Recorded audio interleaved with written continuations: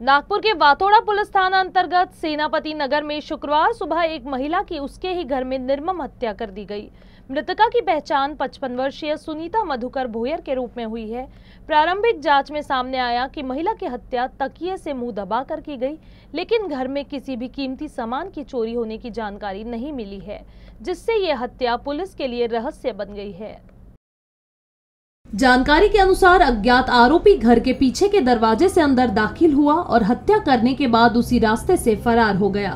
घटना के समय सुनीता घर में अकेली थी। बताया जा रहा है कि उनके पति मनपा में सफाई कर्मचारी थे, जिनकी मृत्यु के बाद बेटा आकाश भोयर को अनुकंपा के आधार पर नौकरी मिली थी। बेटा आकाश अपनी पत्नी के साथ 7 अक्टूबर को मुंबई घूमने गया था। शुक्रवार सुबह करीब 8 बजे जब दोनों घर लौटे तो उन्होंने मां सुनीता को मृत अवस्था में देखा और तुरंत पुलिस को सूचना दी। वाथोड़ा पुलिस ने मौके पर पहुंचकर शव को पोस्टमार्टम के लिए भेजा और जाँच शुरू की। वरिष्ठ अधिकारी, डॉग स्क्वाड और फोरेंसिक टीम ने भी घटनास्थल का निरीक्षण किया। फिलहाल पुलिस की कई टीमें अज्ञात आरोपी की तलाश में जुटी है, लेकिन हत्या का कारण अब तक स्पष्ट नहीं हो सका है।